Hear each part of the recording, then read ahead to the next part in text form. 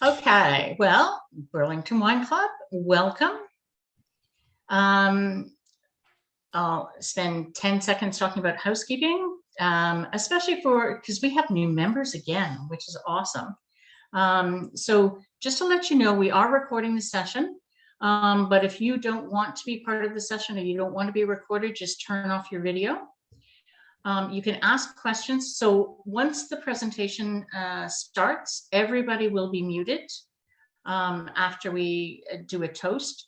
But if you want to ask questions, you can post something in the Q&A box. And if you have any comments, and we totally encourage comments, put them in the chat box. So if you like something, if you have a question, if you don't like something, if you have a comment of any kind, let us know.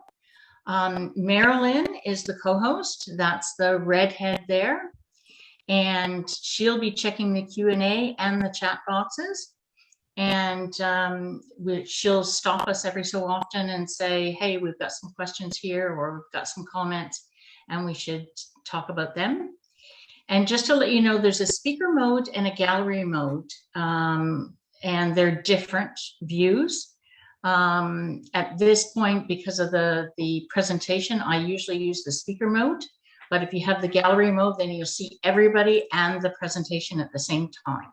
Okay, so it's up to you. Play around with it. Actually, before I even start into this, you have in front of you, so you had in your kit a small unlabeled white bottle with white liquid and another one with red liquid. So the one with white liquid, is a white port, and you have a tonic water as well. And the intent is for a cocktail. So you have a white port and a tonic water cocktail. Lindsay, do you want to talk just for a second about that particular cocktail before I get started on the other things?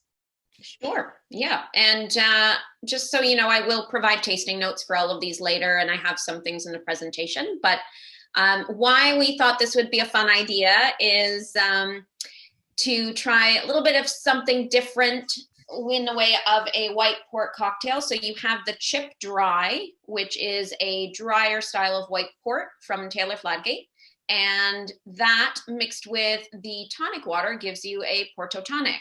So that's something that in Porto and in the Douro, after a long day that, when the weather's hot especially, that you're looking just to unwind and have something, easy to drink and enjoyable and fresh. They'll often have these, and thought you would appreciate having that as something fun just to start off with. Okay, so something a little bit different, and cheers. Cheers. Cheers, everybody.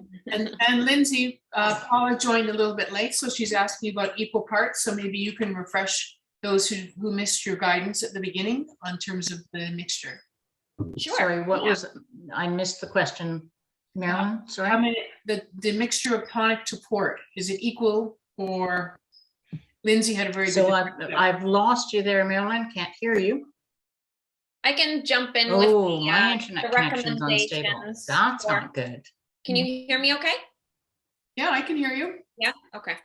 So for mixing your Porto tonic, so you can start, if you want, with a few ice cubes in the glass. And then what I would suggest is pour about half of the white port into your glass, and then do equal amounts tonic. And then you can give it a taste and see, because you can adjust it to what your preferences are.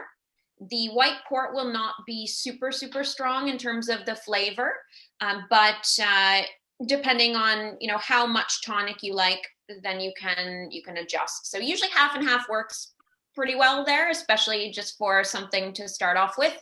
But if you were making this in a bigger batch and you were having, a bunch of people over, you could definitely adjust that and put a little more tonic.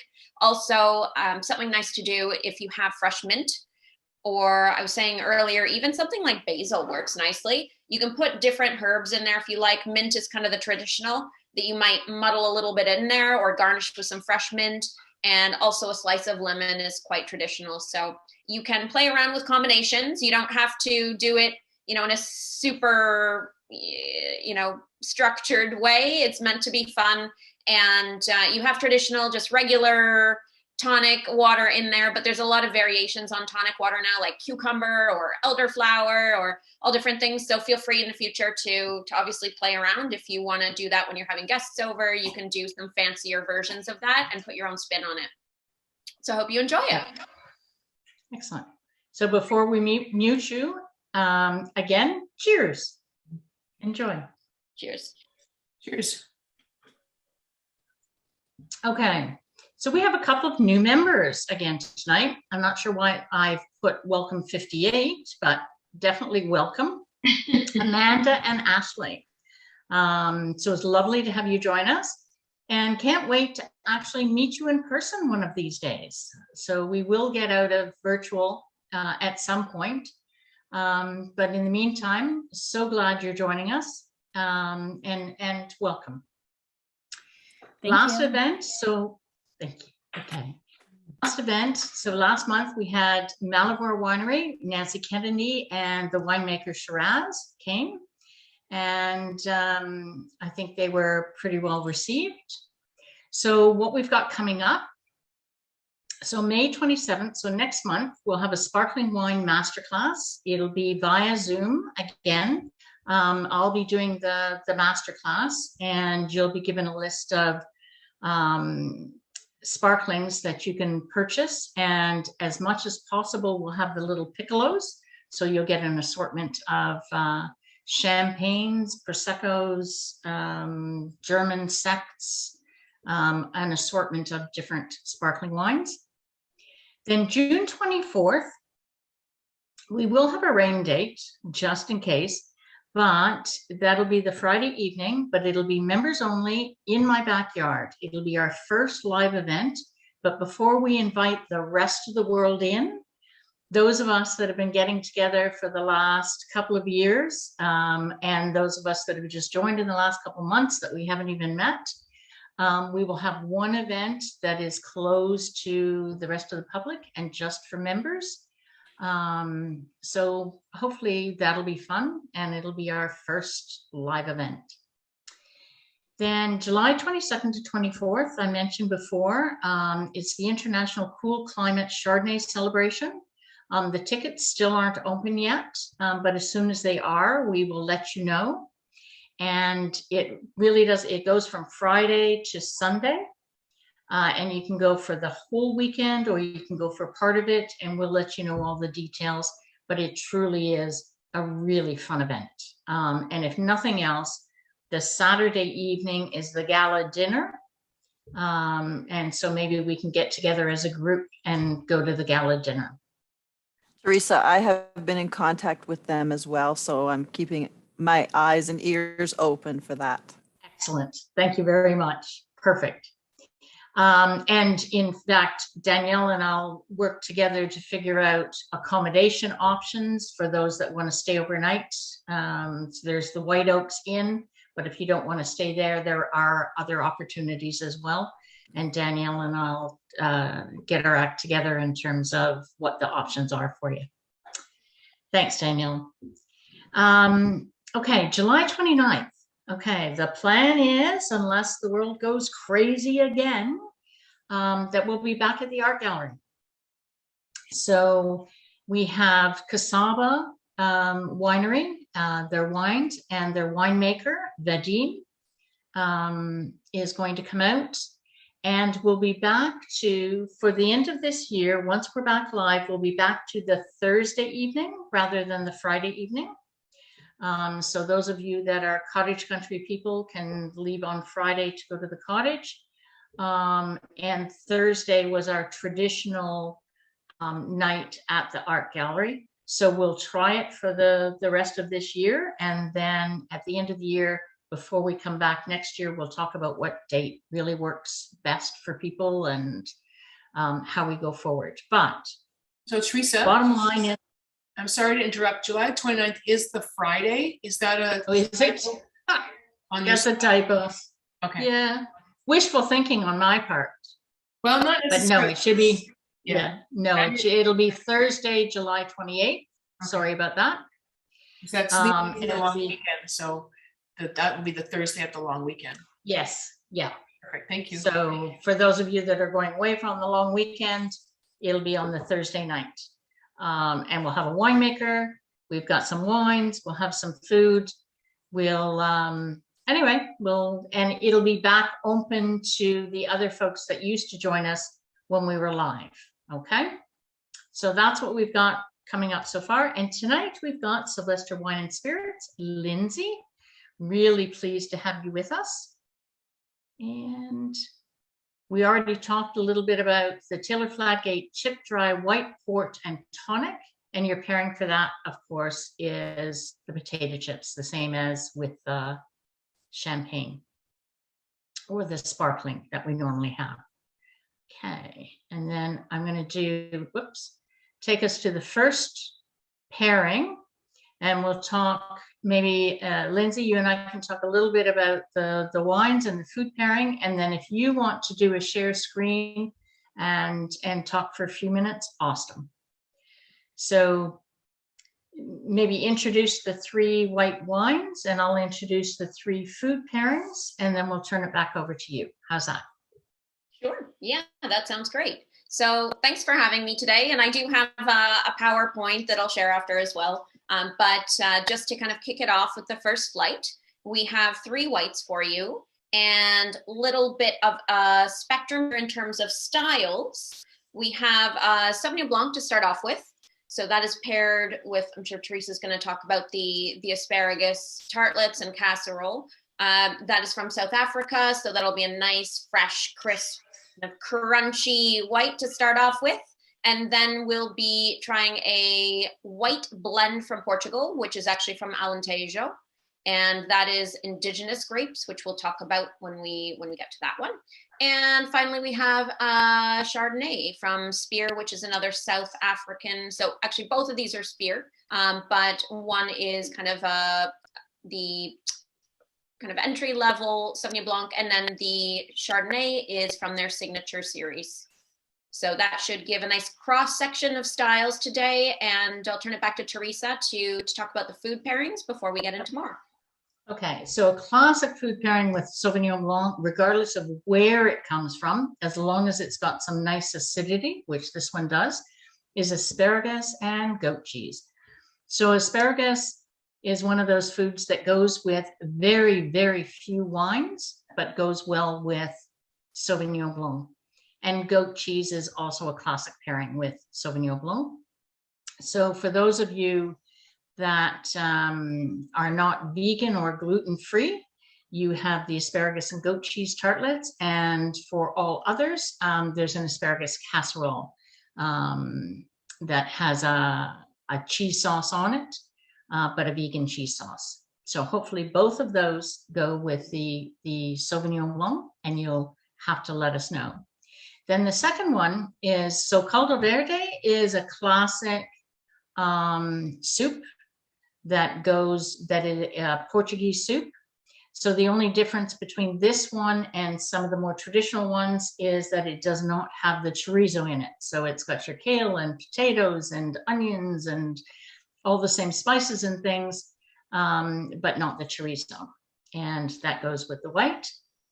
And then, okay, folks that came last month, you know that we kind of messed up on the salad a wee bit. So we decided to make up for that by providing a lobster salad instead of a regular salad. So hopefully you will enjoy that. And if you've got a baguette or a slice of baguette or some toast, or as I mentioned, we did the buttered potato buns and the lobster salad, go for that. And if you're not a seafood eater, then we have a Middle Eastern braised cauliflower dish with some raisins and pine nuts and things like that. So hopefully that will be equally delicious and pair with the Chardonnay. So Chardonnay and lobster, to me, classic match. So whenever I have lobster, I always have an oaked Chardonnay. They're just, and whenever you have butter, like drawn butter and lobster, oh my goodness, Chardonnay is the answer to that. And the Middle Eastern cauliflower is a robust dish. that calls out for a full-bodied white wine, not necessarily a red. But anyway, try it and let us know what you think. So I'm going to stop my share, Lindsay, and turn it over to you. How's that go? Great. So let me just get this shared. Give me a second and hopefully this works okay.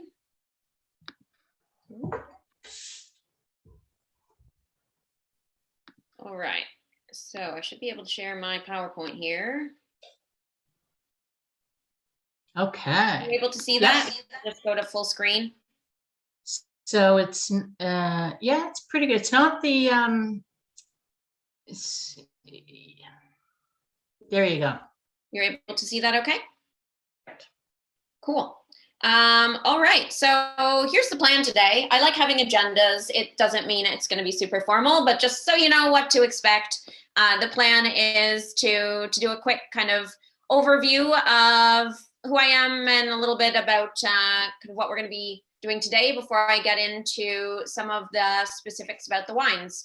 So we have kind of two mini themes going here today. One is Portugal, I would say, because there are 3 wines that are Portuguese. And then the other would be South Africa. And we do have a Malbec thrown in there for a good measure, but thought I would spend a little bit of time today just talking about kind of basics of Portugal and port, as well as a little bit about South Africa to give a bit of context to the wines we're going to be trying. So who am I? Why am I here? Good question. My background has been in wine since I was quite young. I actually went to university for a year before leaving to go study winemaking. And I'm actually Burlington, born and bred. So I'm from Aldershot. My family's still there. And I've moved to Toronto since, but I'm excited to be doing it for the Burlington Club. So yeah, I got into wine early. I went to Niagara College to study winemaking, so obviously not too far from Burlington. And once I had done the program there for winemaking and viticulture, I decided to go and work abroad. I loved traveling, and I'm sure hearing Teresa is making like my mouth water for like more travel right now. I'm sure a lot of you are into wine because it comes hand in hand with awesome travel opportunities. So that was something that really appealed to me. And had a chance to work harvests abroad. I worked in France for my practicum. I was in Champagne and then in Bordeaux. And when I finished school officially, I went and traveled through Africa for a year, and I worked in South Africa. So this is also why I love this mini South Africa theme today. And after that, eventually came back to Toronto, continued doing Sommelier certification and WSET training and more nerdy wine stuff while I was working at different restaurants on the floor. Eventually got on into teaching and some other items. So it's been a long path in the wine industry, but more recently I have been working with Loblaw on the grocery side of things, starting with the liquor category. And now actually I've gone on a tangent and doing some stuff in kind of the tech area, which is totally unrelated, but fun. And in my kind of other life, I am the brand ambassador for Taylor Fladgate Port. So that is kind of how I'm here today. As I work through Sylvestre Agency, which is out of Montreal, and we represent Taylor Fladgate in Ontario and Quebec. So I am here to speak about a number of wines from the portfolio today, not just Taylor Fladgate, but I am also a Master of Wine student. So I've been doing my MW for longer than I care to admit now. It's been like 10 years. I've done theory and trying to get through the practicals. So that is also what I'm focused on, is a lot of blind tasting and crying after blind tastings. No, that's not true, but it's a lot of hard work. So still working on that and hoping to get through and get onto my research paper in the near future. So that's a little bit kind of about my background and kind of where I'm coming from to be here speaking with you today. So we'll get into a little bit just around Portugal. And how many people have been to Portugal? I know Teresa's going to Portugal. Are some of you going with her to Portugal? Yay! Awesome. I see some like, ooh. That's so cool. You're going to have a blast. And it's one of my favorite places. I was very lucky when I started with Taylor Fladgate. I'd been to Portugal a couple times before, but when I started with Taylor Fladgate, they brought me out to do a trip and take me around their properties as well. So that was one of my last big trips before COVID. But if you have been to Portugal, you know how incredible it is and how diverse as well. There's a lot of different wine regions to explore.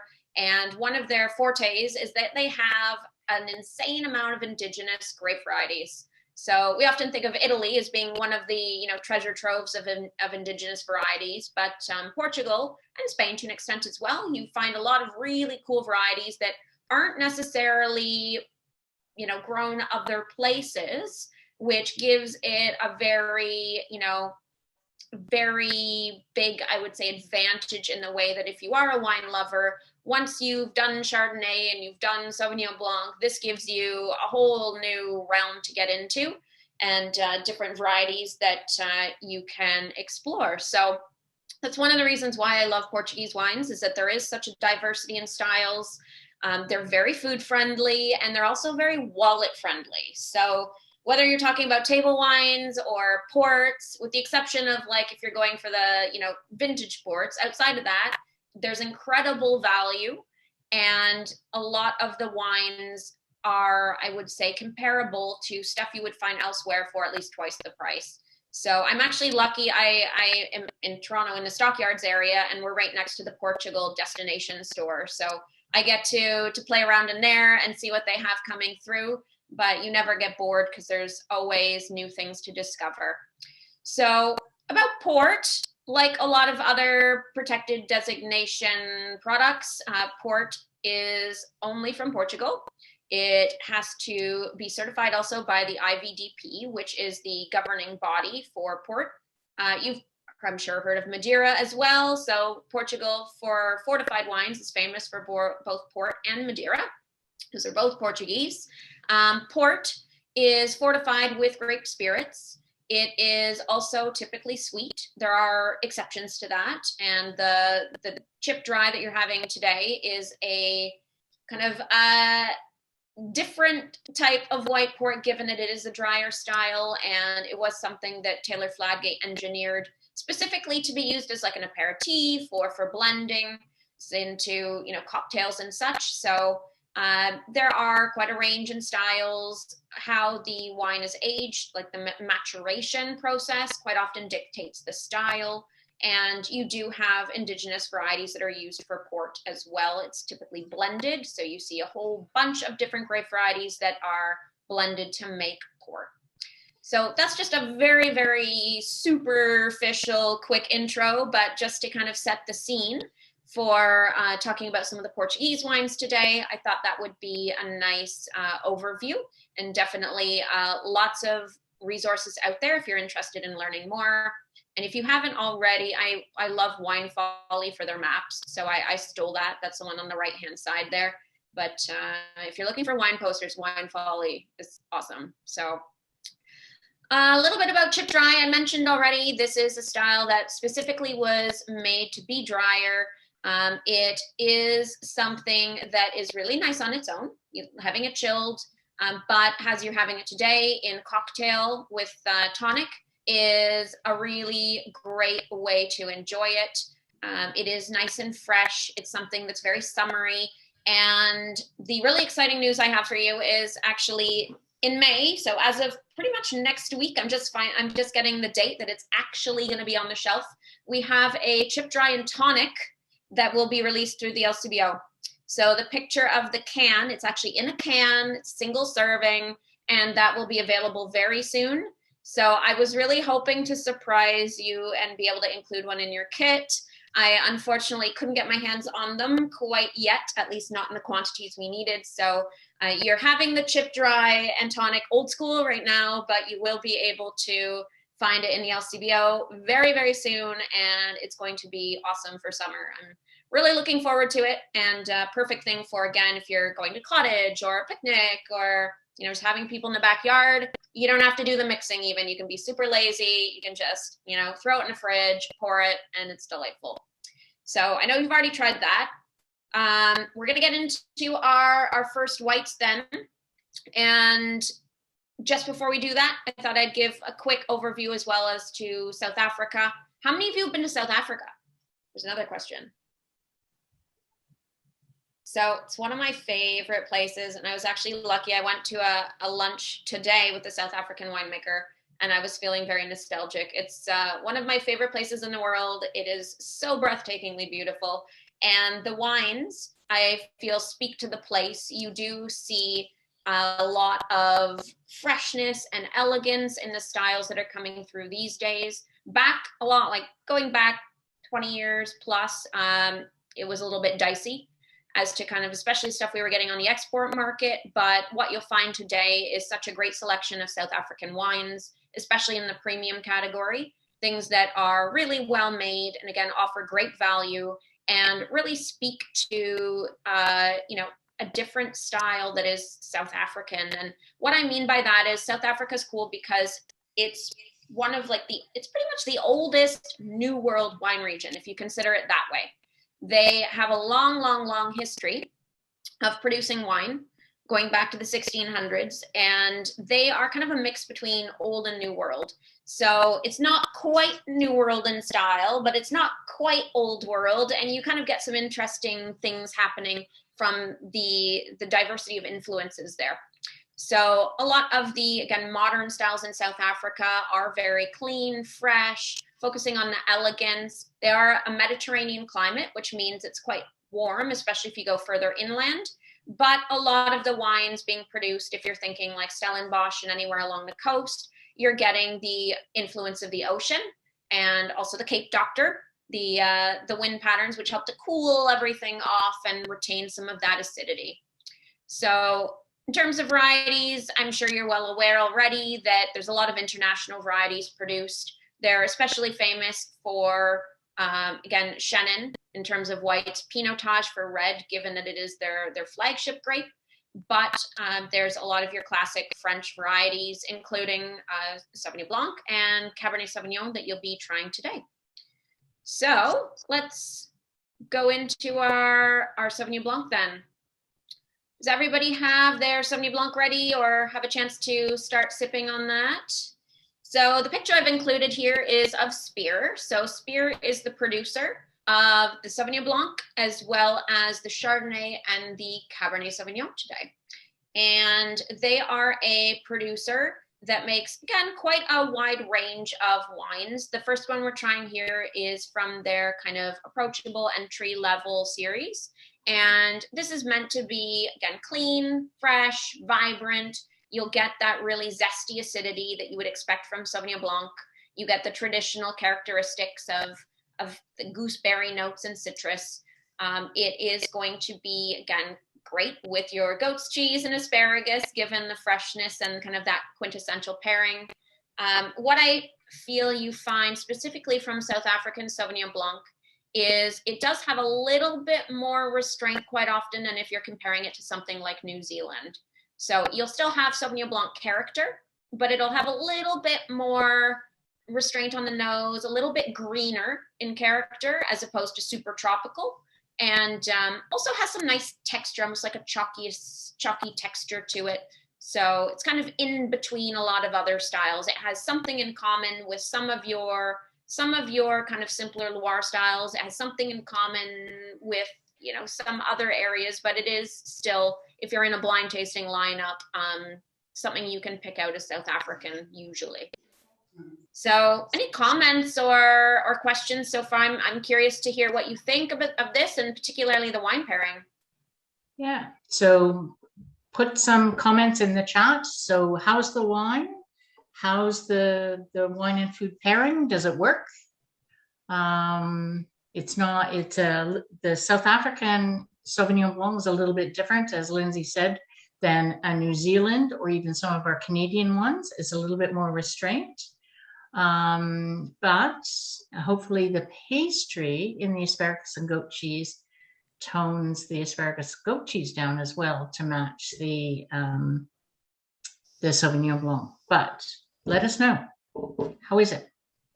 Were there any comments, Marilyn? Yeah, people are loving, of course, always the food pairings that the team at your direction, Teresa, brings forward.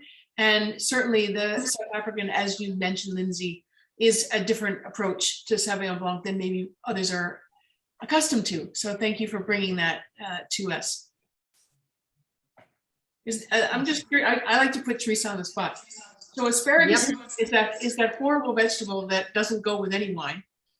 Does it have any? Except Sauvignon Blanc. Except Sauv Blanc. Does it have any cousins? I mean, does Brussels sprouts fit in that same family? Is there a varietal of vegetable that we should be aware of that we don't want to put on our plate when we have guests over? Actually, good question. Yes. So Brussels sprouts would fit into that. Let me give it some thought. There are about half a dozen, and not so much vegetables, but just foods that are difficult. And what makes them difficult is if you had asparagus, grilled asparagus with even a Chardonnay or, heaven forbid, a red wine, it would taste metallic. So there are some wines that cause, like asparagus is one of those weird things. And pickles are another one, Brussels sprouts are another one. And there are a few other vegetables and foods that just are wrong with wines for the most part. And asparagus, fortunately, works with the Sauvignon Blanc, even though it doesn't work with many other wines at all. So hope that answered your question, and I'll think of some of the other foods that don't quite work. Great. Thanks, Lindsay. I think we're ready for the next one. Perfect. Cool. Okay. So we are into the Loios White then. And this is the one I was mentioning. It's a Portuguese white blend. So it does have a number of indigenous grape varieties in there, including Arinto. Arinto is actually one of my favorites. I really like, you can find some that are varietal Arinto. So it's not always blends necessarily. You can find some, if you're looking to explore, again, some of these indigenous varieties, you can find some that are varietal bottlings that are neat just to kind of get a sense of what each of those grapes is contributing to a blend when you do come across them. So they all have their individual character. What they tend to have in common, a lot of the indigenous varieties, which is super cool, is that they're naturally adapted to the climate where they're grown. And you find this in Italy as well, that they typically work really well at withstanding drought, keeping acidity even when it's hot. They're just very resilient and very, as mentioned, well adapted. So even when you find wines made from indigenous varieties in places that are otherwise fairly hot, they still tend to have some nice freshness there just naturally. You don't have to adjust them. You don't have to fiddle with them. I think from a climate change perspective, that's something that is really interesting, that a lot of people are going back to indigenous. Historically speaking, I think the market, when you're looking at, especially for our exports, if you're looking at North American market, I would say in particular, people have been very focused on your regular varieties. And so I think for the longest time, there was a lot of countries that had troubles marketing indigenous varieties. Unless you were Portuguese, you probably didn't buy Arinto, right? You didn't buy white Portuguese blends. It's only in fairly recent times, as the market has evolved, as wine drinkers are getting a little bit more adventurous, that we start branching out into stuff that's a little off the beaten path. So I think a lot of regions in the world probably pulled out a lot of great stuff to plant Chardonnay and Sauvignon Blanc, unfortunately, but then kind of come back around in recent years to, again, championing their traditional indigenous varieties and really being proud of them as well for what they bring to the diversity of the wine world. So this is, again, a blend that showcasing that indigenous character we thought would be really interesting to the group. It is very, again, fresh, very straightforward in terms of approach. They haven't done a lot in the winemaking department here.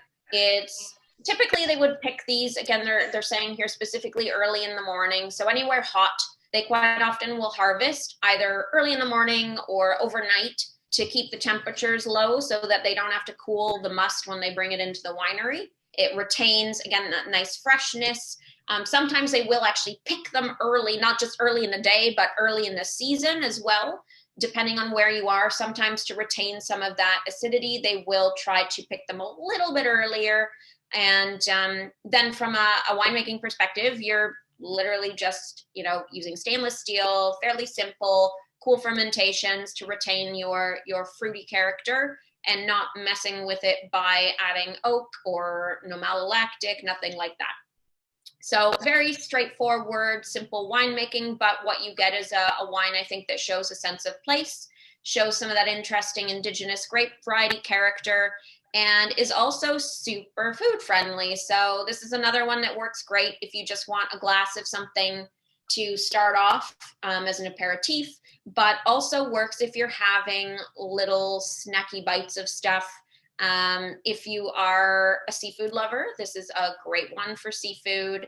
It's great if you're having, again, salads, veggies, also anything salty. When you have wines that are higher in acid, salt works really well, that combination of acid and salt. So I'm interested to hear what you think with your Col de Verde. Lindsay, I find it interesting you were talking about the indigenous grapes and those coming back in style or coming into style in North America for the first time. I think that and correct me if I'm wrong, but the Portuguese have always used pretty much indigenous grapes, especially in the Porto area. They use the port grapes, all the indigenous grapes. And so they have not necessarily been as popular in Canada or the US for the last number of years because they were unknown grapes, because they were not the norm. But now they are starting to come into favor. And I think Spain is doing a little bit along those lines as well. But Portugal in particular, because they have always stuck to their indigenous grapes. And so they haven't always had the same favor with the export markets that some of the other folks that have replanted have done. Absolutely. Yep. Totally agree with that. They've stuck to their their position for a lot of it. And funny enough too, I think they did hang their hat for a long time on the fortifieds. The table wines, a lot of them were just consumed locally. They weren't fussed about exporting, maybe a little bit within Europe. And I mean, they would send stuff typically to Portuguese communities in other countries, but it was usually more pocketed. It wasn't as widespread export. They had a lot of local consumption. Portugal's up there. It's not quite Spain, Italy, France in terms of consumption, but they're still up there. And a lot of it is, again, consumed locally. So I think now that it is more in fashion, I think they have definitely benefited from having this wealth of indigenous varieties. And they didn't try too hard to change who they were, which is might have made things, a little bit challenging, especially as fortifieds fell out of favor. That they had to kind of be a little bit, I would say, creative with their marketing and such. But I think that's where, the Douro has done very well. A lot of them did turn to table wines. You do see like Touriga Nacional that made a hit as far as those big, bold styles of red. And they also had tourism. And if you're looking at, people going to the Algarve, that's one example similar to Provence, where you have a lot of local wine being that's produced and being consumed locally with a lot of the tourists as well, because it's there, it's good quality, it's decent quality for when you're on vacation, you're hanging out. So there is a lot of people, I think, that their first introduction might have been, again, on holiday trying stuff. But as you get to know what else there is in Portugal, there's so much to discover in terms of, unknown varieties that you can't get bored.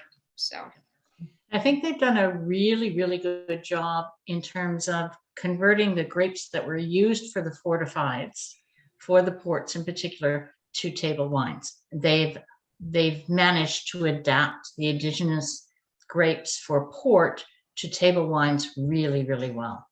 And I think, I don't know about you, but I think in the next few years, we'll see even more in terms of Portuguese wines. I think it's one of those countries where I think they're on an upward trajectory, just based again on the quality and I mean the value that you get. The quality to to price point ratio is really, really good. So I think that there's again a lot of people, especially as you are on your own kind of wine journey, that you're looking to explore things that are a little bit different, and this is where you can really spend some time, along with again Spain and Italy and Greece is another good example of the lesser known areas of those countries are seeing a little bit more traction, I would say now, especially when you're talking about sommeliers and what you find in restaurants and such. I still, again, being in kind of Portuguese part of town, there's a lot of Portuguese restaurants, and was super disappointed because a couple of years ago I went into what is like a super traditional Portuguese restaurant, and they literally didn't have any Portuguese wine by the glass. They had like a Californian. I was just like, what are you doing?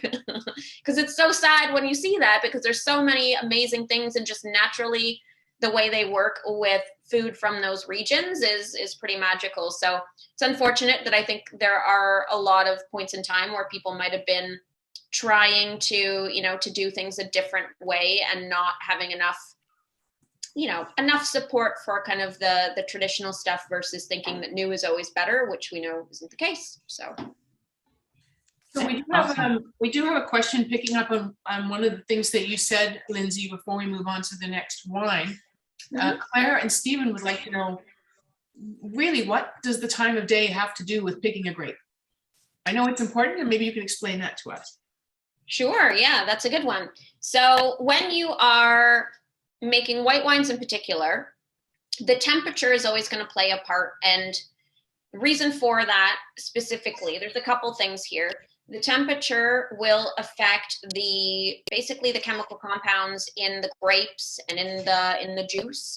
Also, it will affect the microbial activity in the way of when you're making wine, you use yeast, right? There's yeast that is going to do your fermentation. So temperature plays a part throughout the entirety of winemaking, but when you're talking about harvesting particularly, the reason why it's beneficial to harvest early in the morning is because the grapes, when they come into the winery, typically you want to cool everything off or keep it cool so that fermentation doesn't start, and especially depending on the condition of the grapes, what happens is anything on a microbial level happens quicker the warmer the temperature. So think about why you put food in the fridge. It's kind of the same principle that anything microbial gets slowed down if it's cooler temperature.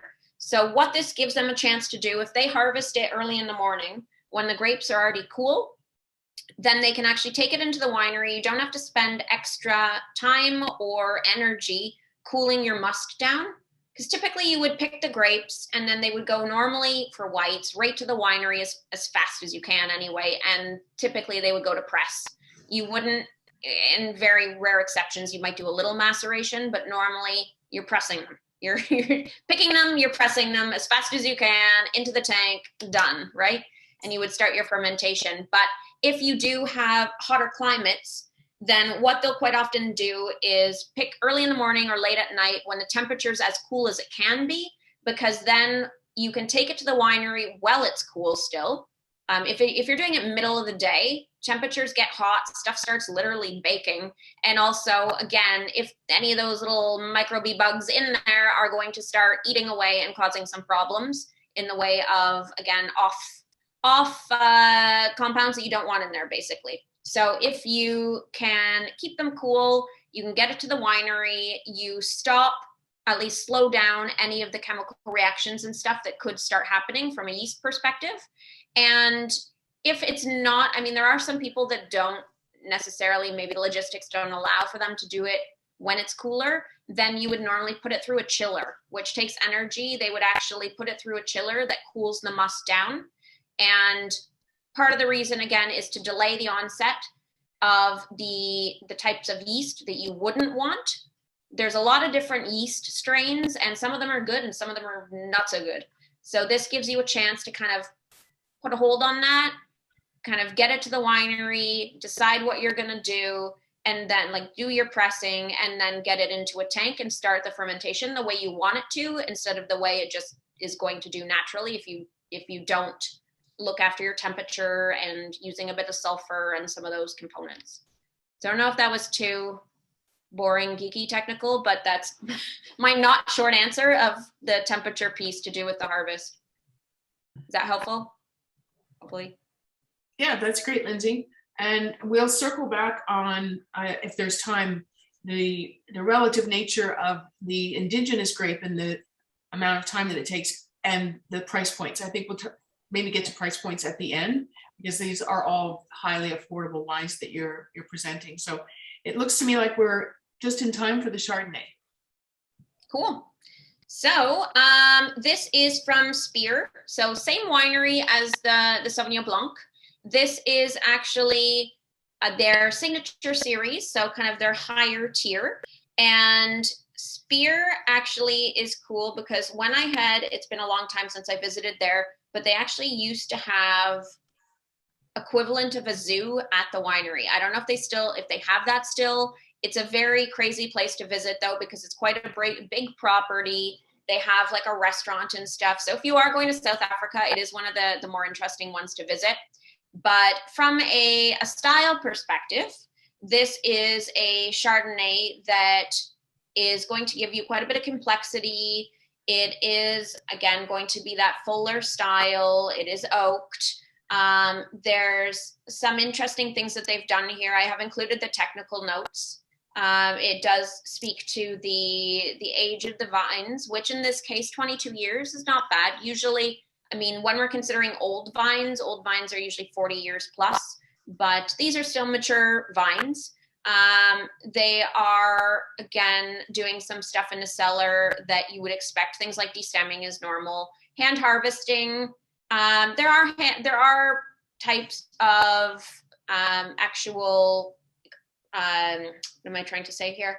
There are ways that you can do machine harvesting now that are pretty much as delicate as hand harvesting. So I think it's good when you hear people have hand harvested, but it's not the end all and be all. I think the more interesting stuff here is they're talking about keeping individual blocks separate. So why you would want to do that is because it would give you a lot of things to play with when you're doing your blending. And quite often when we're talking about blending, you might think about, different varieties or maybe even different countries. This is blending on a more kind of micro level in the way that they would have specific plots. In some cases, when people are blending different blocks, a block could be like a hectare, 2 hectares. It's typically a small unit. And that means within your winery, you could actually have one place that maybe is a little bit higher up in the hill, or one place that gets more sun, or also different blocks are sometimes planted with different clones or different rootstocks, or there's different things that they might do there. So what they're saying in that is that they've kept individual blocks separate. They've gone through, tasted them, and then that gives them different components when they're doing their blending. And the reason why that's a benefit is because you can blend things to get something that's a little bit more complex. So you could play around with things like acidity levels or fruit character, like fruit ripeness, or if you have clones that are giving you slightly different characteristics in the aroma or palate profile, there's a lot of reasons why you might want to change that around. They also quite often play with different yeast. So you might have a tank with one block in it, a tank with another block. You might use different yeast strains and see how they differ. You might have some indigenous and some that you're using cultured yeast. So that if you think of like an artist and you have a palette of colors, it's giving you the same thing from a choices perspective, that you can play around with different components to paint the picture that you want to get the style of Chardonnay that you feel is kind of the best expression of your winery. So in this case, they're saying this is their top end thing. It has some lees contact as well. So if you have not kind of heard, I'm assuming most of you have heard the term lees, but if we're talking about what lees do with Chardonnay in particular, there's a number of things we do with winemaking to give characteristics to the wine. So we know about oak. That's kind of the obvious one. But the other ones that you don't hear about maybe as much are things like lees and malolactic fermentation. So in the case of this one, they're saying it was 2 months on the fine lees. Lees are just dead yeast.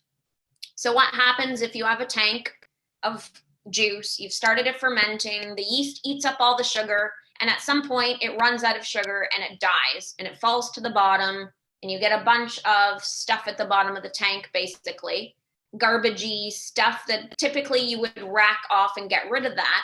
However, if you have the right scenario, in the case of this, Chardonnay already has an affinity for lees contact. Champagne is another example. Lees, because they're dead yeast, what happens is they start breaking down and releasing different chemical compounds. And it actually is beneficial because it can give you different aroma profiles and also different texture characteristics. So typically things like bread dough, or again, just kind of yeasty, pastry, fresh bread, doughy, any of those kind of things. Brioche is another really delicious sounding descriptor. Lees gives you those kind of aromas. And also texturally, it gives you a creaminess. It gives you a different profile on the palate. So that's another reason, especially when you're talking about things like champagne, if it's been on the lees for longer, you're getting more of that complexity from the yeast flavors, and you're also getting a different mouthfeel and more of that creamy profile. So that's a little bit about kind of why lees is an important part of when you're talking about Chardonnay winemaking.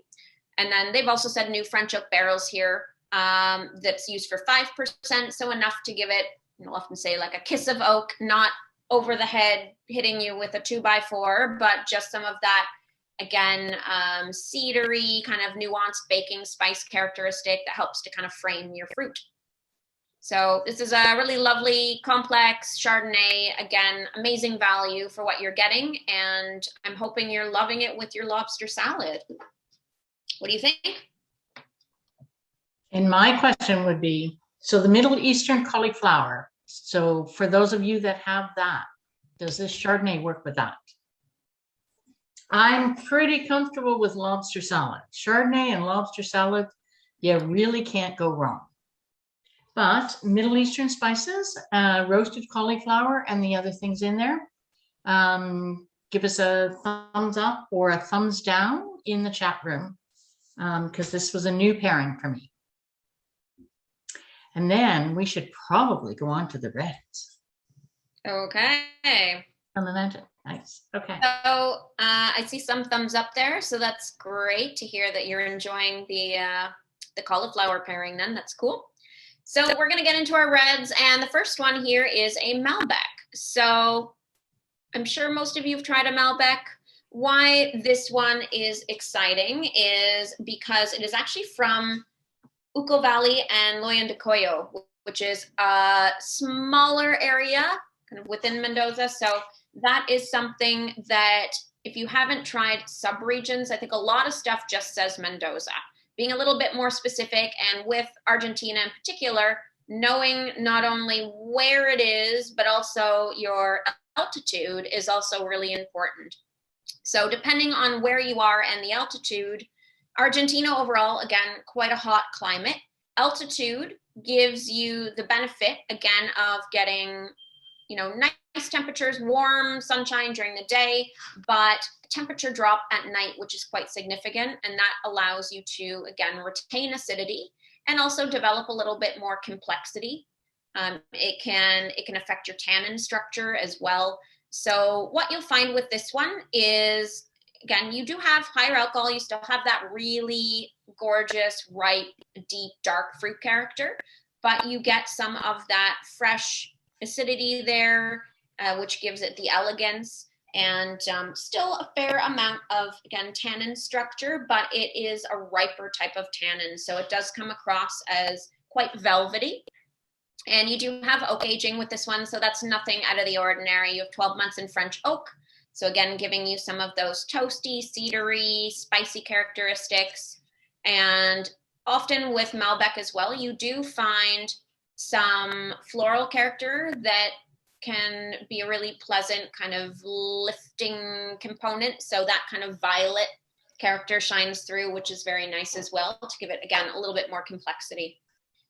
So this is really nice with a variety of foods, but especially if you're looking at like barbecue, grilled meats, that's kind of a traditional thing. But interested to hear what you think about it with your pairing today with your chimichurri meatballs. So given a chance, so if you're looking to pair things, the first thing that I always look to is if I'm doing a French wine from Bordeaux, what are the foods from Bordeaux? If I'm doing something from Spain, what are the foods from Spain? So the natural for me was to find an Argentinian recipe to go with the Malbec. So if at all possible, pair your wine and your foods from the same region. And so that's where this particular pairing came from. And especially when you have spice, I find spice with that ripe fruit character is a really nice combination. Yeah, and the chimichurri with the Malbec, yeah. And it's, yep, both Argentinian, hopefully balanced. We'll see. Yeah, it's always, You guys all are the judge. if it goes together, it grows together, goes together. So that's always been true. Yeah. Mm-hmm. Do we have any questions or comments in the chat for this one?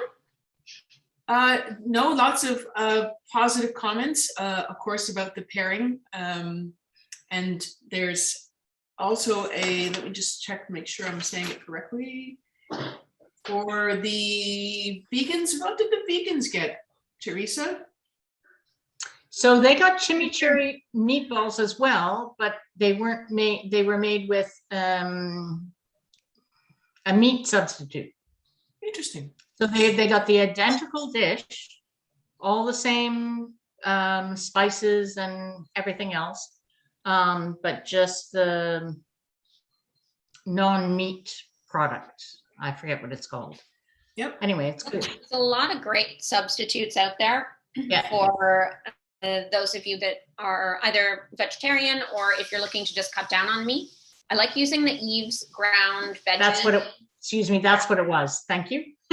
Really, yeah, super good. Beyond Meat is okay. Like it's all right. I'm not a super big fan, but the Eve's stuff, the Eve's brand, I always loved. Yeah, so that's what I used. And for the gluten-free people, you happen to get the vegan meatballs because they also were made with gluten-free crackers, whereas the other meatballs were made with breadcrumbs. So anyway, cool. But the spices and the taste should be virtually identical, whether it's vegan or non-vegan. Yeah, never underestimate the power of spice. Right? If you have good ingredients, you can choose the spices from the region and you'll still come through with a good pairing. So next up on the hit parade is Cab Sav. Yes, so we're back to Spier. So with this one, this is again top of their, or one of the top lines of Spier. And Cabernet Sauvignon, you're always going to expect, again, full body, firm tannins. You do, again, find a nice balance with this, though. And you get the ripeness, but you also get that firmness. I find a little bit more kind of restraint. If you get stuff from regions that are super hot, like if you're talking about Californian cab or a lot of Australian cabs, you're getting fruit that's really, really ripe and jammy, high alcohol. This is a little bit of a step back from that. You still get ripeness, but you still get some of those kind of spicier kind of hints. I wouldn't say green, I wouldn't go that far, but you get some of that more restrained character, not just only jammy fruit. So still a lot of varietal character. You're still getting kind of the lead and the cedar and the traditional Cabernet Sauvignon characteristics. With this one, they are giving, again, technical notes to say that it went through malolactic. That's nothing out of the ordinary, but 20% of the wine actually was in neutral French oak barrels, the remainder in tanks. So there is a little bit of diversity in the oak regime that they've used here. And that, again, helps to kind of round out your tannins, to add some complexity, and also to bring about some of those more interesting aromatics that you have, developing over time in barrel or in bottle. So it is getting some of those, slightly more kind of meaty kind of notes to it.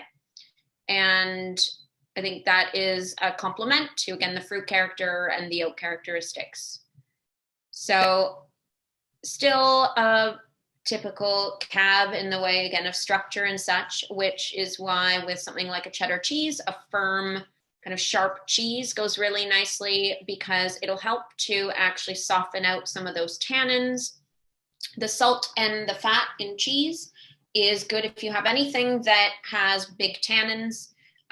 Meat also similarly does something, in the same way of as far as softening the tannins when you have a lot of kind of firmness in a red wine.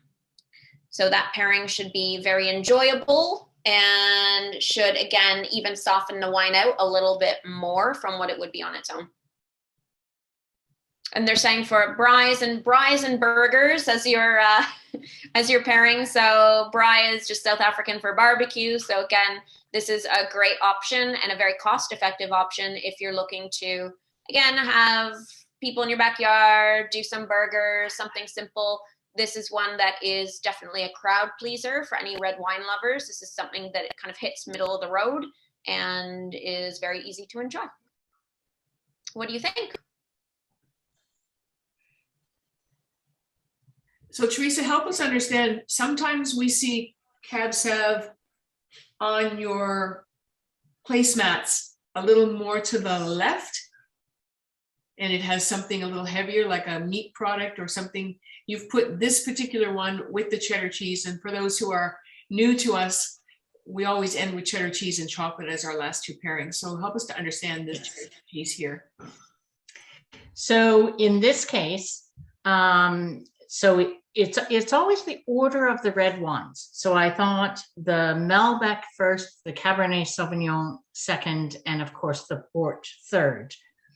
And the Cabernet Sauvignon always goes with the cheddar cheese. That's classic. And always our biggest red goes with the cheddar cheese. Either that or the chocolates. Like our last two reds go with cheddar cheese and chocolate, because they'll pretty much always work. The Argentinian wine I chose first because it was an opportunity to do the chimichurri meatballs. And it was I thought it was better with a different pairing than the Sauvignon Blanc. And Cabernet Sauvignon always goes with cheddar cheese. Like, it always goes with the big cheese, and it always goes with the chocolate. Anyway, did I answer that, or did I get off track? No, that's great. So those who are new to the club, as I say, we finish with cheese or chocolate, and sometimes it's a balancing act which of the reds goes first. And in this case, we have a lovely port to finish us off. So maybe, Lindsay, you can walk us through that. Yes. So with our last selection then, so we are back to a Taylor Fladgate. You started with a Taylor Fladgate. We're ending you with a Taylor Fladgate. So this is the late bottled vintage, or LBV for short. And why we chose to feature this one out of the ports that we could do is because this is one that, again, is quite versatile and also really, I would say, hits above its price point from a quality perspective. So this is a wine that was made originally, it just actually celebrated its 50th birthday, I guess you would call it. The style was made because people already liked vintage ports. They are kind of the end all and be all. But the problem with vintage ports is they're terribly expensive, which is fine if you are, intending to drop that much money on something super special. But if you're looking for something to enjoy more regularly, vintage ports maybe not easy on the wallet. So that was a kind of a pain point. And the other thing is, vintage ports take a long time to develop. So they age in bottle. There are ports, and that's why I've shown this. This is another wine folly diagram on the right here for port. I mentioned earlier that a lot of the port style comes about based on the type of maturation. There is obviously a difference between, white and rosé and red. But beyond that, when you're talking about stuff made from, again, your red grape varieties, a lot of it comes down to how it's been aged. So there are ports that are aged in barrel, and then there's ports that are aged in bottle. And barrel is your tawnies. With bottle, you have vintage ports, but LBV wasn't a style until, at least commercially speaking, until the 70s. And what they decided to do is, typically with a vintage port, it would be aged in barrel for 2 years, and then the rest of its life is in bottle, and you're done. And it's going to sit in the bottle for, 20, 30, 40, 100 years. It could be there a long, long time, because they do age well. With this, they actually decided, so they have the wine in the barrel for 4 to 6 years, hence the name late bottled. Instead of 2 years that a vintage port would be in a barrel, this stays for 4 to 6 years, and then they bottle it. And what that means is, by aging it longer in the barrel, it gets a chance to kind of mellow out a little bit more and evolve. Air is, generally speaking, one of the components that will help a wine to evolve. There are a lot of benefits that you see from aging a wine in barrel beyond just even the character you get from the oak. The air is actually helping to do different things on a chemical level that work to develop more interesting aromatics, as well as to soften out your tannins. So when you bottle this after 4 to 6 years, it's actually ready to drink. It doesn't need to evolve further. It doesn't need to take decades until you can drink it. So it's pretty much good to go at bottling, which means that if you go and pick up a bottle of LBV, it's, as mentioned, reasonably priced. You can enjoy it right away. And also, the style is such that you still get characteristics from a single vintage. It's still like that. If you're comparing to a vintage port, you still get something from a single year versus your tawnies that are blends. So you can still get harvest characteristics, but you're getting it at a fraction of the price, ready to go, and with a lot of very deep, dark, brooding, jammy fruit characteristics. Still that nice kind of complexity from cedar and spice and the characteristics you'd get from the oak. And it goes amazingly well with your traditional pairings, which is cheese, things like blue cheese especially, but obviously chocolate, which is what you're having now. So you can't go wrong with chocolate. I'm sure you already know that, but this, especially with chocolate, is great because it has that intensity of fruit that really complements. I really like it too with dark chocolate, but that is a good experiment for you to do, maybe with some friends. Get different types of chocolate and try different percentage cacao chocolates side by side, and you can see which one you like the best. What do we think of this pairing? And different cheeses as well. Yes. Yeah, because the port and cheeses. Okay, anyway. So just to be clear, everyone on the call, your homework assignment is to buy a Tenor late bottle vintage and lots of different kinds of chocolate, and have some friends over. Lindsay, thank you for this. We did have a couple of questions along the way that I just want to pick up on. We have a member who's so darned excited about the white port, but wasn't able to identify the name of it. Could you refresh us for the name? She's going to the LCBO tomorrow. Sure. Yeah, it's chip dry. I can actually go back here and show you what the bottle looks like too. I just ran through it there. So it's called Chip Dry. So it's from Taylor Fladgate. And if you go on the LCBO website, you should be able to see which stores have it in stock. I know the one by my house does for sure. If your local store doesn't have it in stock, they can bring a few bottles in for you if you let them know. Or you can order it to your house, I believe, as well. So the cans, though, the cans will be out like soon, next week or two. So that's exciting too, if you like it blended. But on its own, it's really, really lovely. I think that's awesome. The cans, like the single serves. And yeah, it's too bad they weren't available for tonight, because that would have been. We'll have to do another one. We will. Another one when we Absolutely. Cans. Yeah. For sure. And so this is a question for Teresa, because it involves food and wine pairing, and then we'll move on to your closing, I think, Teresa. Help us just understand, when we have a spicy food, why it's better with a lighter wine than maybe a red wine. Like, just if it's spicy and what's the basic? Okay. So the tannins in red wines, like a heavy red wine, just counteract the spices. Like, they bring up the spices. The spices are hotter, the tannins are hotter. They just don't work well together. So you want something. So the Malbec's lovely. So the Malbec can handle some spice. Now, there wasn't a ton of spice, but there was a little bit of spice. And I always worry about spice in pairings, because they can destroy a wine. But the Malbec has a particular flavor to it. It's got a little bit of spice of its own. It's got a mellowness. It can handle a bit of spice. So a traditional Cabernet Sauvignon, you don't want spice with it. It's just not going to work with the tannins. Going to counteract. And actually, someday, I was thinking about this. Maybe at one of the meetings, I'm going to have a pairing that doesn't work,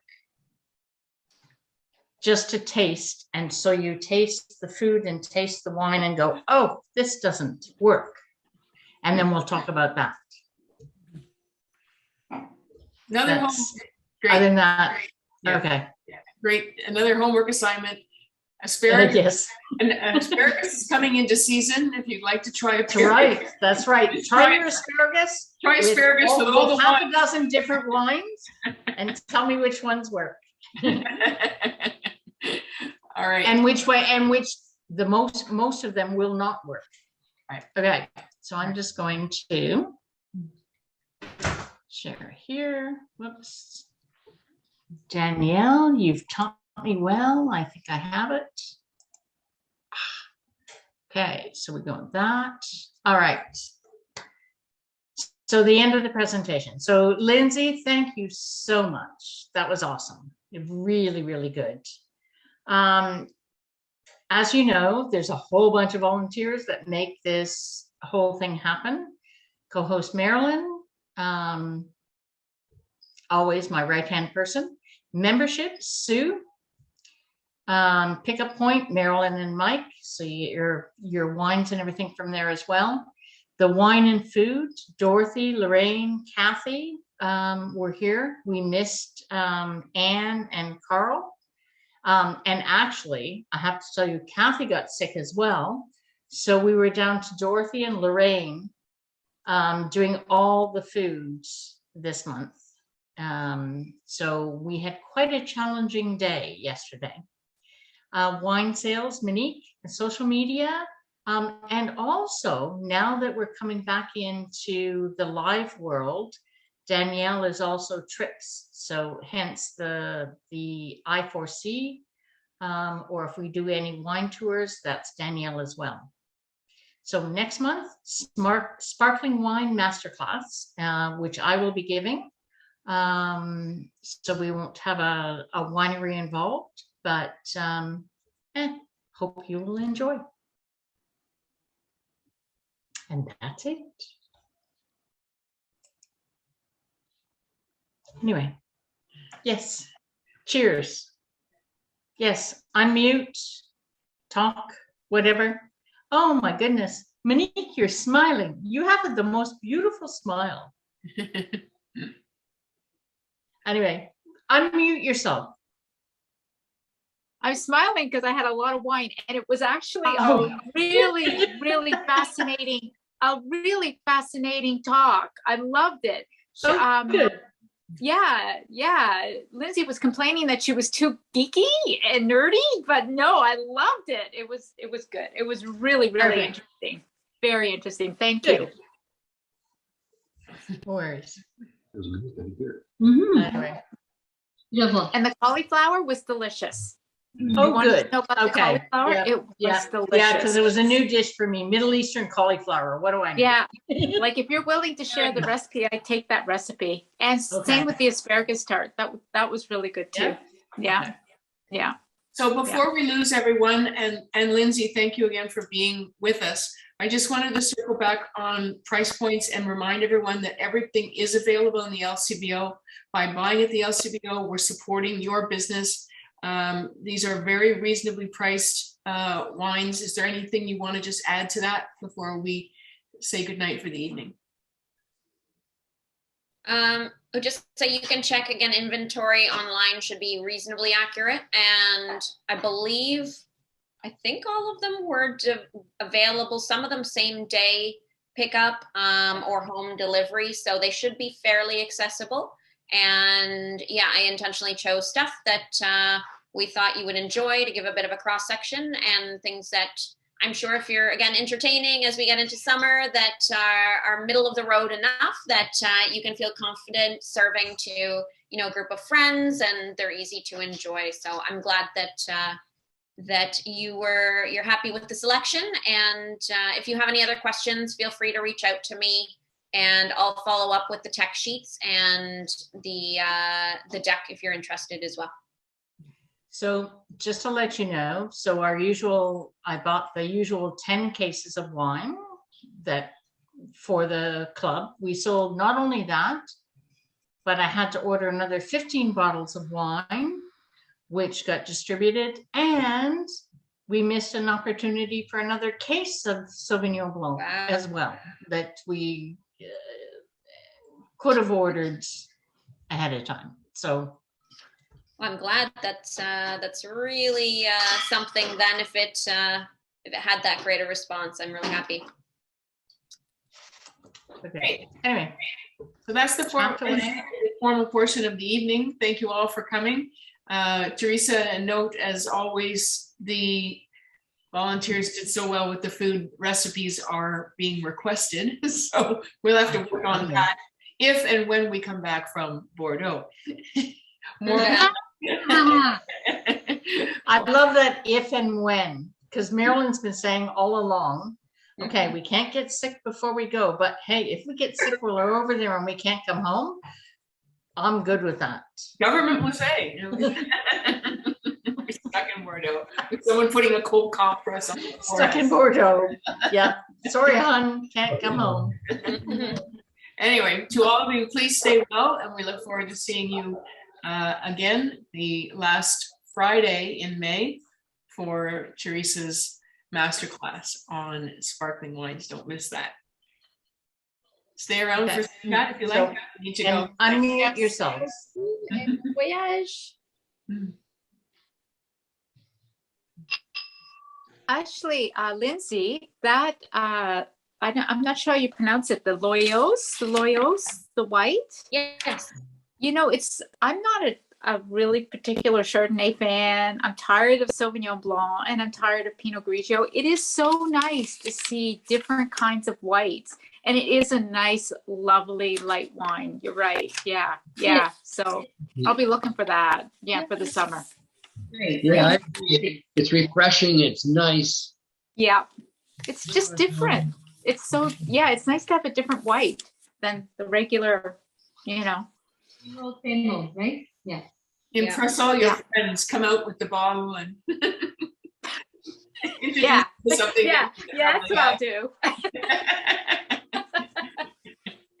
For sure. And the other thing I would say, if you're into, exploring Portuguese, is Alvarinho. Like, there's a lot of great Vinho Verde out there, and not just the kind of textbook stuff you would expect. There's a lot of variation on styles now. I love Alvarinho / Albrinho, and a lot of those fresher whites are perfect and really nice to sip on as the weather gets warmer. So Yeah. absolutely. And honestly, that's pretty much all I drink all summer is Vinho Verde. I love it. So it's just, yeah, it's great. Yeah, I like Portugal too. So we shall see you there in September. With any luck. With any luck. All right, always a pleasure to see you. I'm going to sign up for the evening, and I'll see you maybe in the other side in May. Hopefully. Carolyn. Cheers. Bye for now. Thank you so much.